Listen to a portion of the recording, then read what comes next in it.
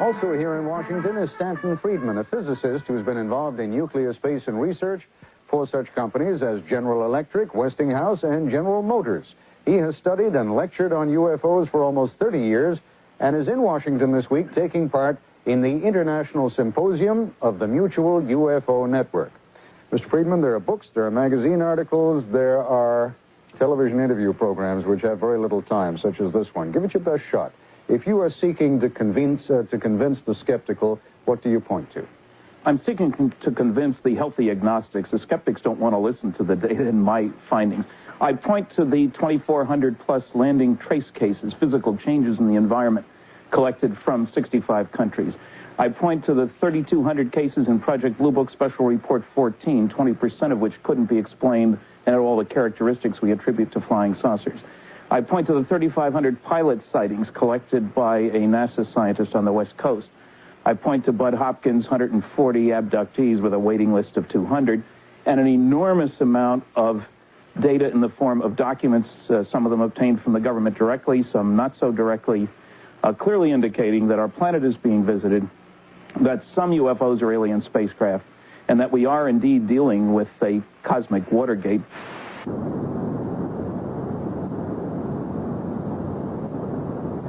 With today's modern technology, it's not too difficult to fake any kind of photographs. You know what computers can do. You see it on television all the time. But that isn't so true for pictures of flying saucers taken 20, 30, 40 years ago, even 10 years ago. There are a lot of pictures. I'm sure there are a lot more sitting in people's drawers at home in their cabinets waiting for the breakthrough to come when the government tells all. But we can look at a selection of these. There have been motion pictures. We're getting to the point where there are a lot of video cameras because lots of camcorders are around.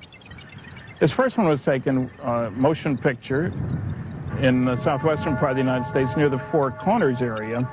You see the very rapid pace across the middle of the picture. That's a natural monument in the background, not a man-made structure. You notice the second one coming after it. That lasts for a total of about 20 frames, roughly 1 second, not much to work on. So let's slow it down and look at these two going across. Now, movie cameras are not ideal scientific instruments because the exposure time is pretty long, 30th of a second or so, compared to what you'd want for a scientific experiment. But it's an interesting piece of photography. There are a lot of decent stills around which have been analyzed by professional scientists. Here's one of two from McMinnville, Oregon, taken by a farmer, Paul Trent, not a sophisticated individual at all. Pictures have been analyzed by Dr. Bruce Maccabee, an optical physicist with a Navy research lab, a very sophisticated individual. He's looked at the original negatives, examined them very carefully. You can see there's two pictures, and then we'll blow up the object, enlarge it in the second one. Notice the interesting shape and the sort of hood ornament there up at the middle. This next picture was taken near Rouen, France, by a French military pilot 4 years, 6,000 miles away. Same shape, same hood ornament, obviously rented from the same great car rental agency in the sky. This next picture is one of three that were taken near Santa Ana, California, by Rex Heflin, who worked for the state highway department. He was driving his van. He had a Polaroid camera on the seat of the car, always did, in the seat of the van. Saw this object, took pictures from inside the van, first out ahead of him. You can see that here. We can enlarge that first one, sort of a hat with the dome on it. Then two pictures taken outside to the right, taken from inside the van, but through the side door window. This is Santa Ana, California.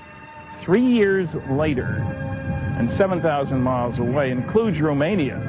We have another set of three pictures.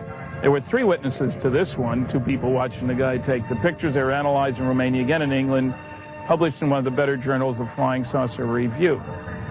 Here's yet another object from Belodik, Yugoslavia, that looks like the same model. Nobody's saying they all look alike, just as obviously our spacecraft don't all look alike. Here's another set of pictures, this time from Salt Lake City, Utah. There's a sequence of 7. I've seen the negatives uncut, taken by a professional photographer. There's no building there. There's nothing reflecting off glass. You can follow the object as it moves from left to right across the sky, and yes, that's the Mormon Temple in Salt Lake City. And then we'll enlarge number 5, 1 through 7 there, you see.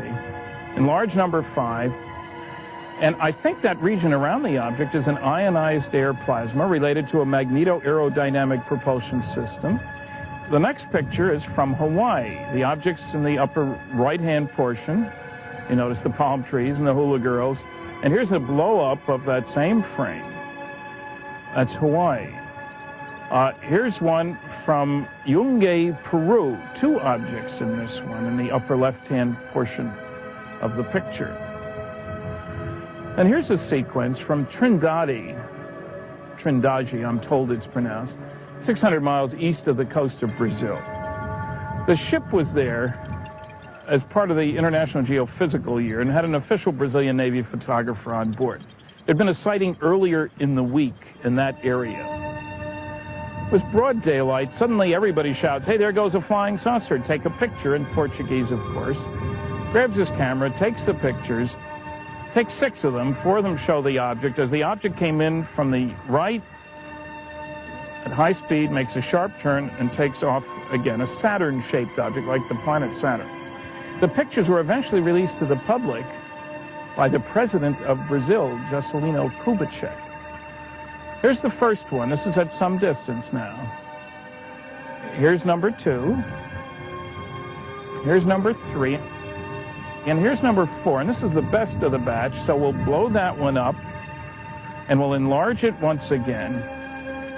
And we're kind of back where we started. At least 50 different companies on this planet that could build things that look like that. But I know of none that back in the 50s could build things that look like that and fly like that. High speed, sharp turn, no noise, no visible external engines, no wings, no tail. If it wasn't built here on Earth, it was built someplace else. And it's time we did something about it. What I'm trying to do is to make you aware of the overwhelming evidence that some UFOs are extraterrestrial spacecraft, to remind you of something you already know, that is to say we all do have something in common on this planet, we're all Earthlings, and also to demonstrate that we're dealing with a cosmic Watergate. We've been able to explain them as hoaxes, as erroneously identified friendly aircraft, as meteorological or electronic phenomena, or as light aberrations. However, there have been a certain percentage of this volume of reports that have been made by credible observers of relatively incredible things. My first reaction was, Polaroid? It's got to be real. I mean, how do you fake a Polaroid? And that's what had me convinced to go ahead and put it in the paper right away.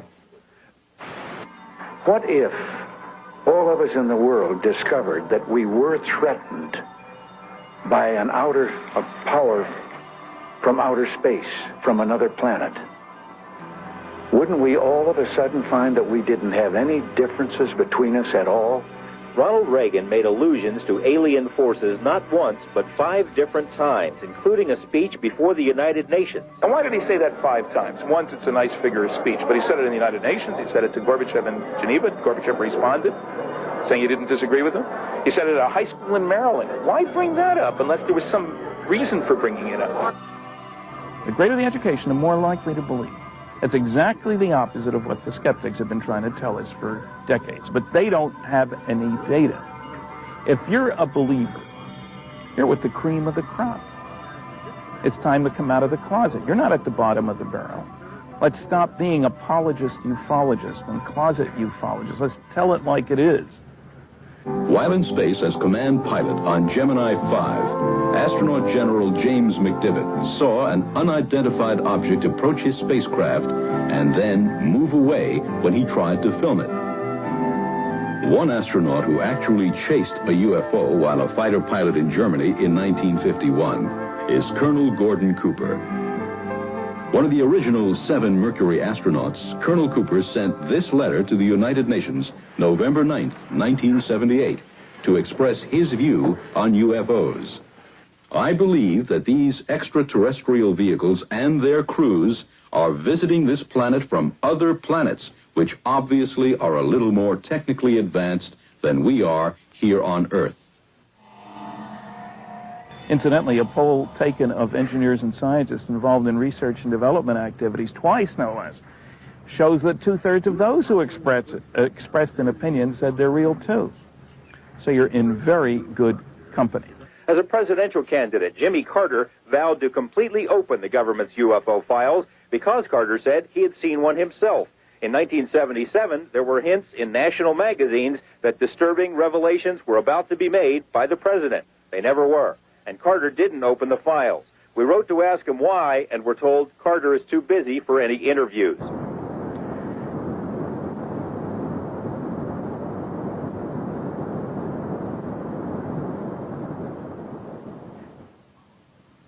There are loads of papers by aeronautics experts, astronautics experts, engineers, showing that trips to nearby stars, our local neighborhood again, within less than 50 light years, are feasible with round-trip times shorter than the average person's lifespan, and without violating or even amending any of our most sacred laws of physics, and using staged fission or fusion propulsion systems, two different nuclear techniques, on both of which I have worked. I said staged again, you notice.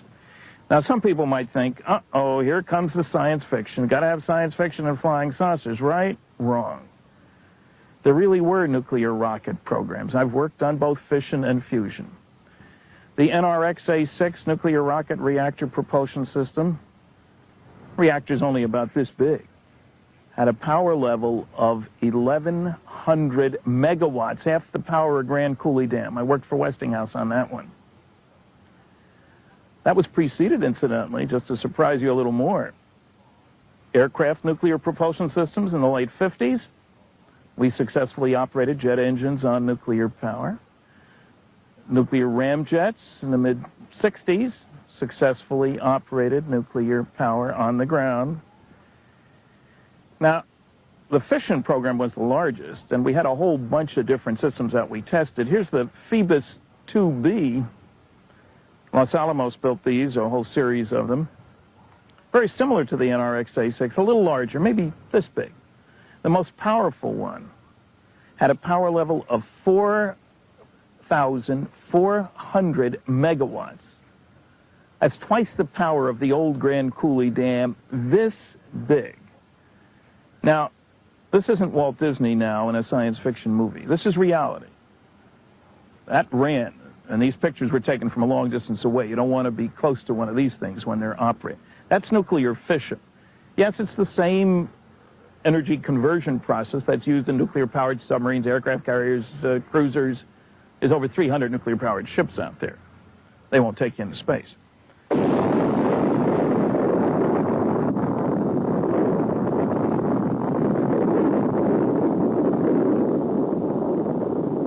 But really, I'm much more excited about nuclear fusion. That may seem like a strange word to you to realize nuclear fusion is the most important source of energy in all our lives. The sun up there is not a mass of burning gas, no oilmen up there. The sun is a fusion factory. That's the process that produces the energy. Now, it's true that indeed H-bombs involve fusion as well. That's controlled fusion, but for a very short period of time. Anyway, back in the early 60s, I worked on nuclear fusion propulsion systems. Government-sponsored contract. We didn't test hardware like the fission rockets. But give the program, I don't know, $60 billion in 20 years, you'd have man-rated, very exciting, deep space fusion propulsion systems. What's the big deal about fusion? Well, there are two big deals. One is if you use the right stuff in the right way, you can kick particles out the back end of a fusion rocket, only in space now, that have 10 million times as much energy per particle as they can get in one of these chemical rockets. On a miles per gallon basis, surely fusion is the way to go. In addition, the stuff you use to kick out the back end, isotopes of hydrogen and helium, which just happen to be the two lightest and most abundant substances in the universe. Wherever you go, the gas stations may be closed, but you're going to find hydrogen and helium. So we Earthlings already know how to get to the stars. It's a political choice. Do we want to spend the money? I'm not saying we should. But we don't need new laws of physics. Just one heck of a lot of good engineering, such as went into this, and courage.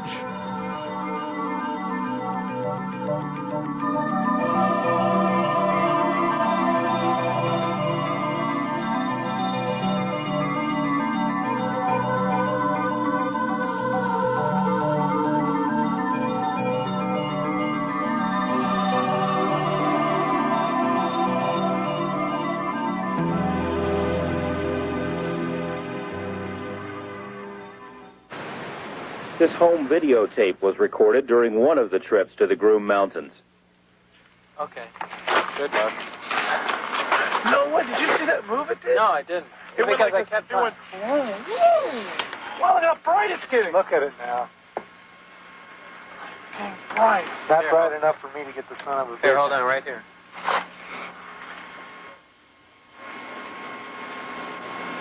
Are you there? No.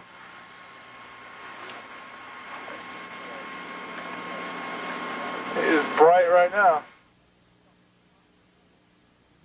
So progress comes from doing things differently. That also applies when you move over to the other big objection to space travel, deep space travel, and coming here and then making right-angle turns. You'd be crushed to death against the wall, some noisy negativists say. They can't possibly make right-angle turns like that. There's a book, Physics for People Who Don't Think They'd Like Physics, and I don't like the book, which says when you get to 9 Gs, you die. Nonsense. NASA here has learned an awful lot about what kind of accelerations people can stand. They've done tests on centrifuges, rev them up. There's talk about courage, physical courage. Now, 1 G is the acceleration of gravity here at the surface of the Earth. That's a change in speed of 21 miles per hour per second. So 1 G, in other words, say you're in a very hot car. In 10 seconds at 1 G, you could get to 210 miles an hour. That's a pretty hot car. Okay, how much can people stand? Well, it depends on a lot of things. One of the things is the direction of the force on the body. You'll notice that when any of the astronauts go up, they're always on their back. Not like in an elevator. They're not standing up and the rocket goes up this way. But the force is back to front. Why is that? That's because they can stand a lot more acceleration back to front than foot to head. Well, how much can they stand? A trained pilot, this is measured data now, a trained pilot can handle 14 Gs for 2 minutes and perform a tracking task while being accelerated. Now, what does that mean? 14 Gs is an acceleration of just about 300 miles per hour per second. So if you were starting from rest and being kicked at 14 Gs, and it would certainly feel like it, at the end of 1 second, you're going 300 miles an hour. At the end of 10 seconds, you're going 3,000 miles an hour. And at the end of those 2 minutes, you're going 36,000 miles an hour, and you're long since out of sight and off the Earth. That's measured data, not theoretical, hypothetical, I wish we could, but we can't, so we won't kind of data. Now, in actuality, we can stand higher G loadings than that. The shorter the duration, the more the G loadings you can stand. For example, this is test data. You can stand 30 Gs for 1 second. What does that mean? That's 0 to 600 miles an hour in 1 second. It came up above the same mountain. It moved around. It did a step move. It actually went up in the air like this and hovered, then dropped way down. Then it just floated around and cruised around, and then it started coming up the mountain range. This is the front page of the Chicago Daily News for July 8th, 1947. This is an evening paper. And almost all evening papers for that day from Chicago West carried this incredible story about Army finds air saucer on ranch in New Mexico. This goes to high officers. This is the front page of the Roswell Daily Record, an evening newspaper for July 8th, 1947. That's Roswell, New Mexico, town in the southeastern quadrant of New Mexico, Roswell Army Airfield captures flying saucer on ranch in Roswell region. This is the front page of the Sacramento, California Bee, an evening paper, July 8th, 1947. Not quite so flamboyant. This is the front page with very flamboyant headlines of the Los Angeles Herald Express, an evening paper, July 8th, 1947. Now, you'll notice it has the original story, the same as the others. But now it's got a second story. General believes it is radar weather gadget. Now, you notice that California is 2 hours behind Chicago, New Mexico 1 hour. What's going on here? A rancher named Mac Brazel, on a ranch out in the boondocks, 75 miles or so northwest of Roswell, 15 miles southeast of the little town of Corona, heard a tremendous explosion late one night. It was during the middle of an electrical storm. He didn't think it was thunder, though. The next morning, he's out checking on a water pump. This is a sheep ranch out in the boonies. It's pretty dry, and water's very important. And he comes across an area 3/4 of a mile long, a few hundred feet wide, strewn with pieces of strange wreckage. It was weird. There were pieces of a foil-like material, about the thickness of a foil on a pack of cigarettes. But you couldn't tear it, couldn't break through it. Later on, with a 16-pound sledgehammer, you couldn't break through it. Extraordinarily strong and extraordinarily light. There were some I-beam-shaped pieces, nothing bigger than about this long, about a half-inch high, about the weight of balsa wood, next to nothing. But you couldn't cut them, break them, burn them, and there were strange pastel symbols along the inside. According to my dad, there was a bad thunderstorm the night before. And the next day, he was out on the ranch, and he found this debris. And he picked it all up in his pickup and was talking to people. And, of course, there was some talk about UFOs. He was going to Roswell. And as far as I know, he got in touch with the sheriff's department. They, in turn, called the Air Force. Brazel, a rancher, the ranch had no electricity. He hadn't heard all these stories about flying saucers. There was a neighbor's young son visiting there because he liked to ride horseback with Mac. When Mac took him back to his home, the Porter family, he asked the neighbors to come out and see this stuff. He took some pieces with him. They handled it. They remember it. A Proctor family, Loretta Proctor. The piece he brought up looked like a kind of a tan, light brown plastic is what it looked like. Of course, we have no plastic now. Back then we didn't have any plastic with it. Finally, on July 6th, a Sunday, Mac decides to put some of the pieces of this junk in the back of his pickup truck and go into Roswell. He goes to the Sheriff Wilcox's office, tells the sheriff he's got this stuff. The sheriff looks at it, calls the base, the local Roswell Army Airfield. I asked him, do you think this is true? And he said, I don't know why Brazel would have come all the way in here and brought that stuff if it hadn't been something important, and that it had to be something that he thought. It was a very special base. It was the home of the 509th Composite Bomb Group. That's the group that dropped the atomic bombs on Hiroshima, Nagasaki, and out in the Pacific in 1946. Hand-picked officers, hand-picked men, high security, a very elite special group. Flying B-29s, the Cold War was already heating up at that time. The sheriff, by prearrangement, called the base, talks to the base intelligence officer, Major Jesse Marcel. There was a pre-existing arrangement to do that. Jesse checks with his boss, and Colonel Blanchard, base commander, head of the 509th, goes into town, looks at the stuff, realizes it is indeed very strange, gets instructions to go with the counterintelligence corps man. Remember, this is highly classified base, lots of highly classified activity in New Mexico. Take the counterintelligence corps man, Sheridan Cabot, with you, see what's going on out there. The material that we saw, just the fact that it had whatever it caused it was just like whatever there, it was just vaporized. Now, there was no way you could tell Jesse and Cabot how to get there. It was out in the boonies. They had to follow the rancher out there. Took their sleeping bags, stayed overnight, had a can of beans, as Jesse told me. The next morning, the rancher shows them this area. And Jesse's mystified. One thing I was certain of, being familiar with all air activities, that it was not a weather balloon, nor an aircraft, nor a missile. It was something else of which we didn't know what it was. There were just fragments strewn all over the area, an area about 3/4 of a mile long and several hundred feet wide. If there's all this wreckage, there had to be some kind of an explosion. He can't find a crater, so it must have happened in midair.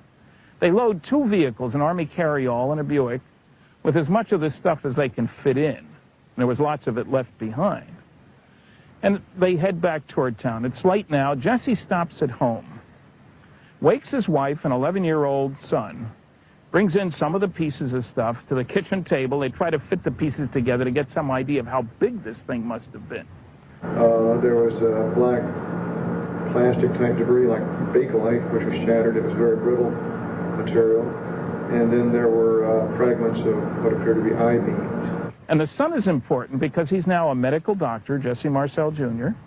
He's a pilot. He's a flight surgeon. He served on military aircraft accident investigative teams, was himself shot down in Southeast Asia. He knows wreckage. He has never seen anything like it, including those strange symbols. Well, the most unusual part of this whole thing was what was on the I-beam, on the inner surface of an I-beam. Because as you look at it head on, there appeared to be a type of writing. Well, Jesse goes into the base the next morning, and Colonel Blanchard gives 2 orders. One is to Jesse, get one of the B-29 crews to take you and this stuff up to Wright Field in Ohio. It's now Wright-Patterson Air Force Base. All the base names changed when the Air Force became a separate body in September of '47, after this took place. Make a stop at our headquarters. The 509th was part of the 8th Air Force, which was part of the Strategic Air Command, then headquartered in Washington, in the Washington, D.C. area. 8th Air Force headquarters was in Fort Worth, Texas, and that's right on the way to Ohio. I was in that operations office, and Colonel Blanchard drove up and came in and asked, is the aircraft ready? And I and one other fellow there, who was now dead, said, yes, it's sitting right out front, ready to go. The second order he gave was to the base public information officer, a man named Walter Hout, to put out a press release announcing that they'd recovered the wreckage of one of these flying discs that people had been seeing for 2 weeks. Got the telephone call from Colonel Blanchard, and in essence, he told me that he had in his possession a flying saucer, or parts thereof. Gave me a little bit of idea where it came from, and ranch northwest of Roswell. Walter did that at about noon New Mexico time. He wrote the release on the commander's orders, took it to the 4 media outlets in town, 2 radio stations, 2 newspapers. One of them put it on the wire. It went out all over the world, and the phones didn't stop ringing in Roswell, at the sheriff's office, at the base, at the newspapers, at the radio stations. Calls from London, England, and all over the world. Meanwhile, Jesse's in a plane with some of the wreckage and a whole crew on the way to Fort Worth, Texas. Before they had even arrived there, then Colonel Thomas Jefferson Dubose, who was Chief of Staff to General Roger Ramey, head of the 8th Air Force, had already taken a call from Clements McMullen, the acting head of the Strategic Air Command in Washington, telling him in no uncertain terms, they knew each other, I want you to cover up that story. I don't care how you do it. I want you to send some of that wreckage up here with one of your Colonel Couriers. And I don't want you ever to talk about it again, not even with your buddy Roger Ramey, commander of the 8th Air Force. That's an order. Do I need to put it in writing, Colonel? No, sir. Again, you follow orders. He took care of it by having the wreckage of a radar reflector from a weather balloon brought in. That's what it was. To his office, no less. Strange place to bring wreckage. The media guys are waiting because of the wire service story. And, gentlemen, he says, the general says, we made a terrible mistake. It's not a flying disc or flying saucer at all. It's just a radar reflector from a weather balloon. What are you going to do with the wreckage, General? Oh, throw it out. What else? Now, the cover story went out about 5 o'clock, July 8th, 1947, Texas time. That was too late for the Eastern papers and even the Chicago paper. But that's why the Los Angeles paper has the original story and the cover story. And the next morning's papers all said, Ramey empties Roswell saucer. And that's where the story lay until I got involved in 1978. But then, after Unsolved Mysteries did their show on crash saucers, I instigated it, helped out, found a number of the people. I also was able to find and talk to Glenn Dennis, a mortician in Roswell at the Ballard Funeral Home, which handled the base's business. And he told me a story he'd never told anybody else.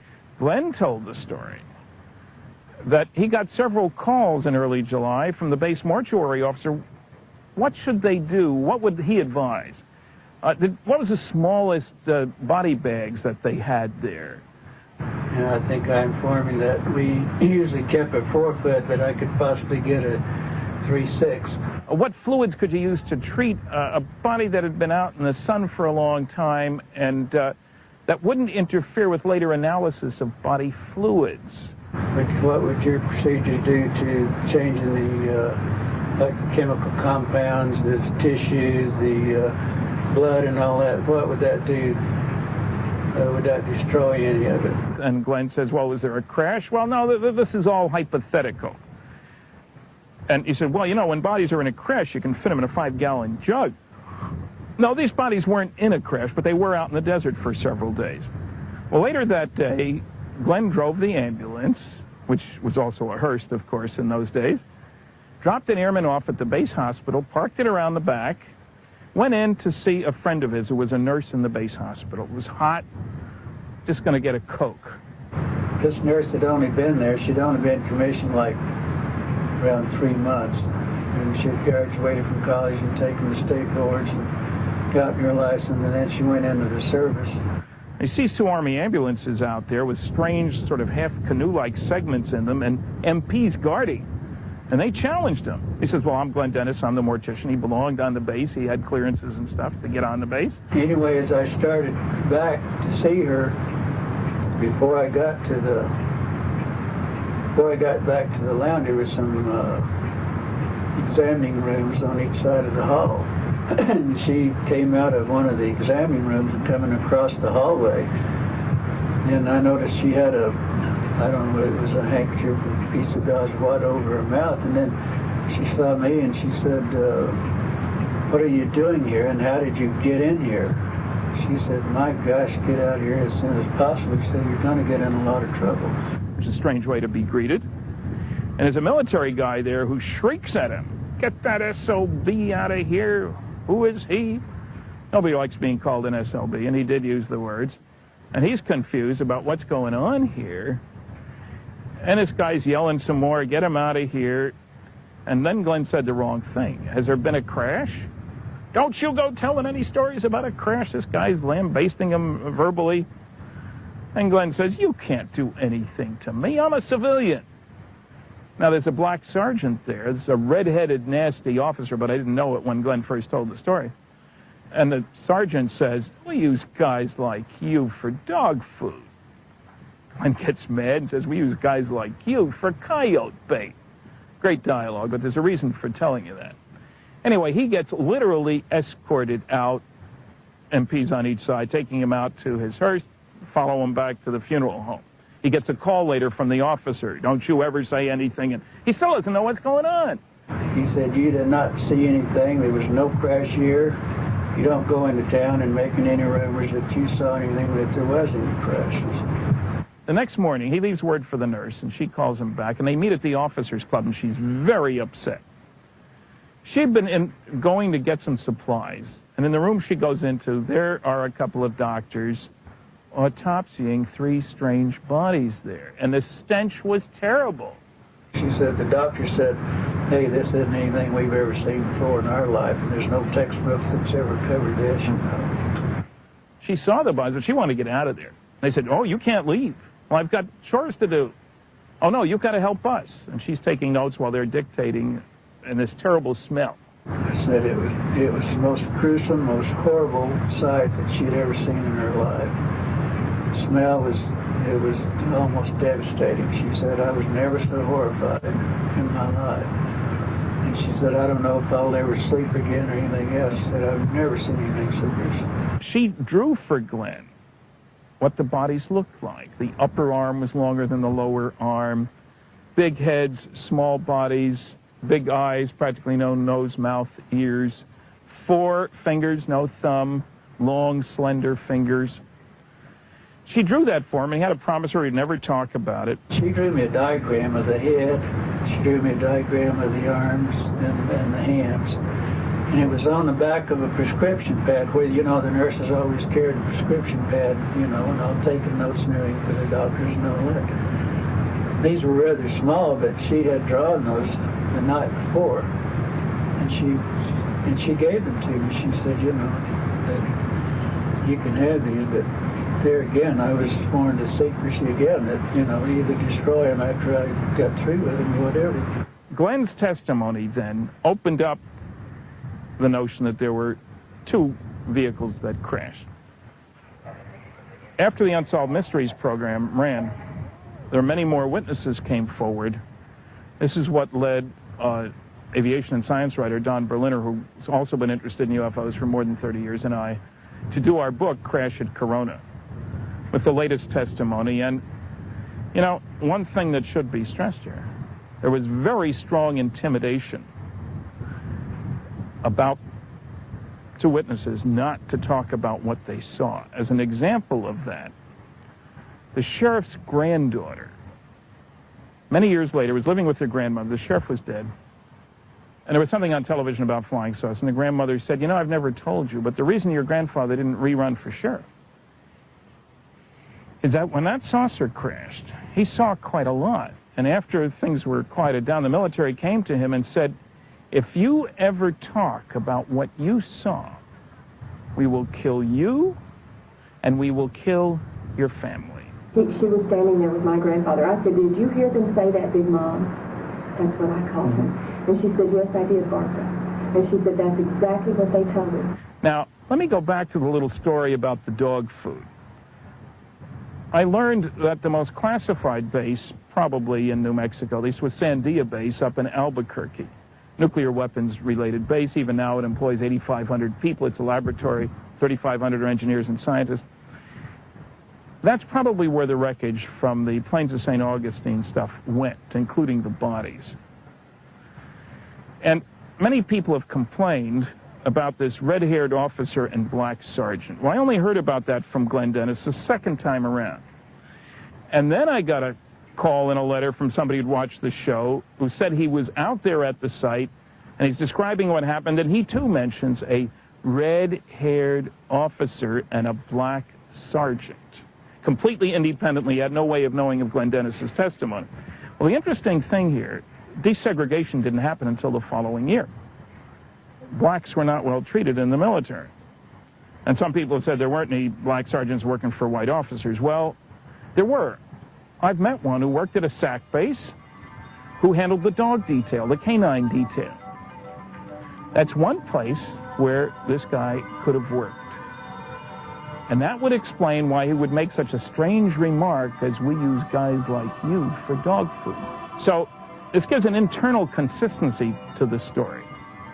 We would very much like to hear from anybody who knows anything about these stories. We won't use witness names without permission. Crash saucers are a very important part of this story of flying saucers.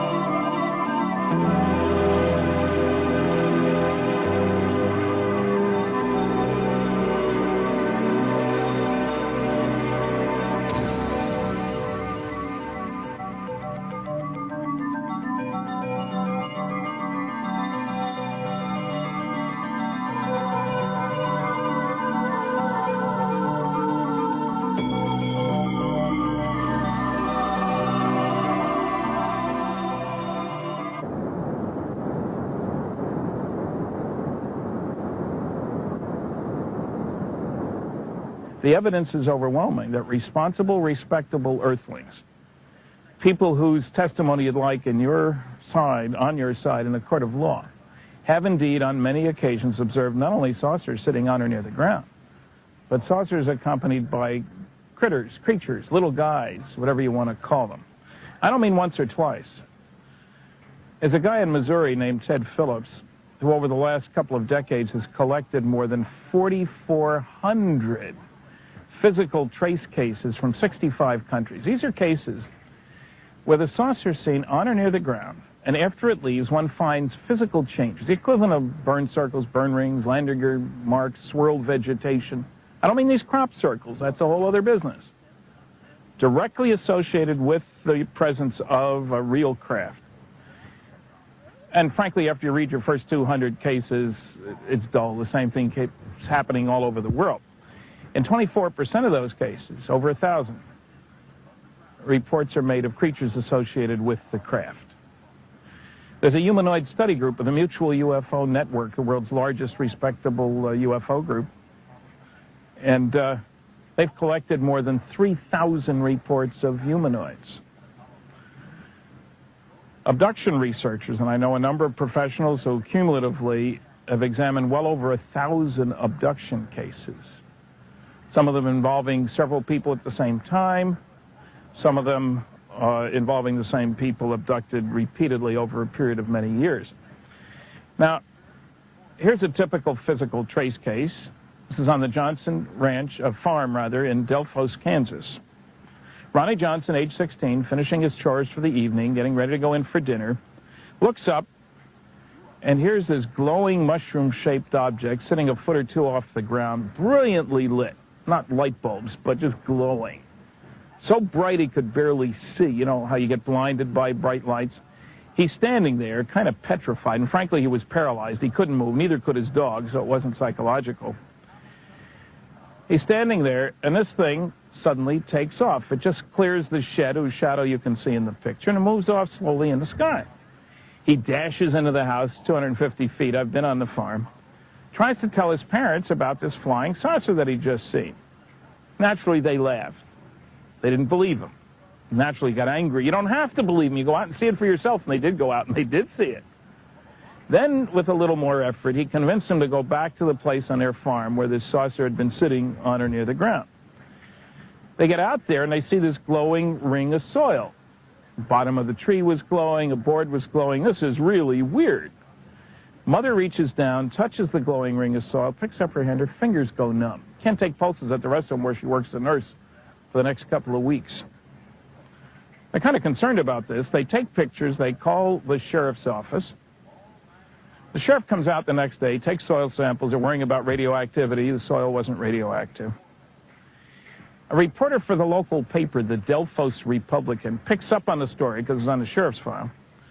This article appears in the story, in the paper, and a month later, Ted Phillips, this guy in Missouri who collects all these physical trace cases, gets sent a copy of the article. He checks with the sheriff. Yeah, I know the Johnson family for years. They're fine people.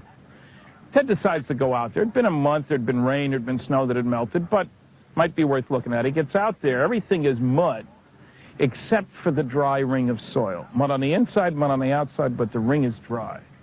Pours water on the ring, runs right off. Doesn't get absorbed at all.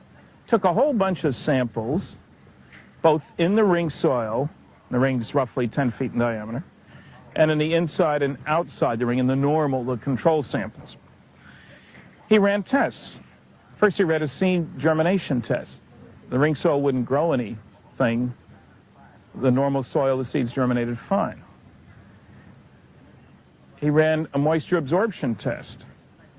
You can see that here. That's water sitting on the dirt. It's not plastic. It's not glue. It's water. The stuff won't absorb moisture. Ted sent me samples of the soil, which you can see here, and I had good agricultural tests done by a professional testing laboratory. They found that the ring soil on the left had a higher level of soluble minerals. These are the things that affect plant growth than the normal soil on the right. They're obviously different in color and texture. That doesn't mean the aliens dumped their garbage here. It probably means that normal soil like that on the right was intensely irradiated with something like microwaves, like cooking a turkey in a microwave oven. It'll penetrate through 14 inches of soil. That's how far down it was dry in this ring. Convert some of the insolubles to solubles. It's a whole new direction for ufological research.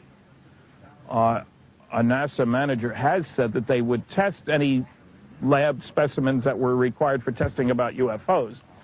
He still hasn't agreed to test any soil samples. We're working on it. Colonel Blanchard, in order to get out of their way, had backed into the doorway of the ops office, and I stepped up to him and I said, "Colonel, turn sideways, I want to see too." Maybe if I hadn't said that to him, made it obvious that I was there, I would not have been shipped out 2 weeks later.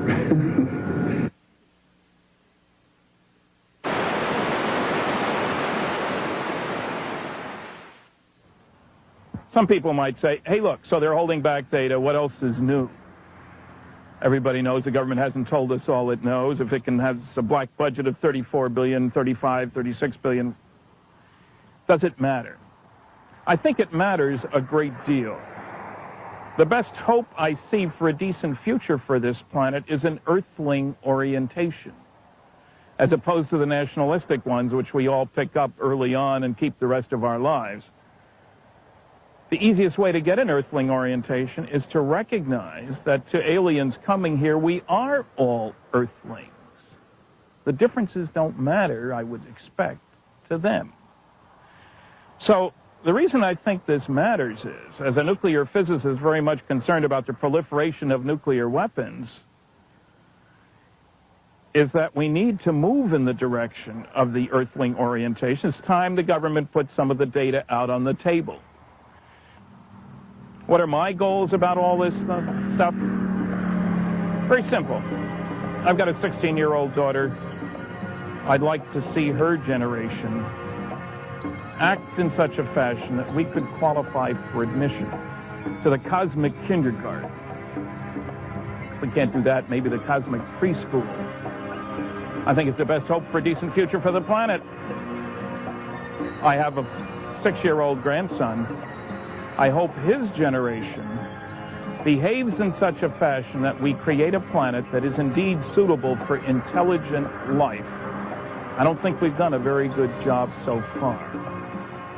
If you have information for me, you know anything about crash saucers, government cover-up, and you don't want your name used, that's okay.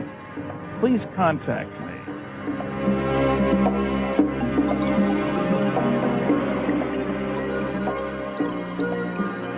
If you have any information for Stanton Friedman concerning the events at Roswell, know of the whereabouts of any additional witnesses, or would like free information about UFOs, you may contact Mr. Friedman at area code 506-457-0232, or write him with a self-addressed stamped envelope at the address on the screen. The 105-minute full-length production of Recollections of Roswell contains first-hand accounts of testimony from 27 witnesses connected with the recovery of 2 crashed flying saucers in New Mexico in July 1947. It is also available through Mr. Stanton's office in Houghton, Maine. If you enjoyed the music on this program, it's from Angels, Aliens, and Archetypes by Mark Twain, and is available on CD or cassette from Backroads Music. Call 1-800-825-4848.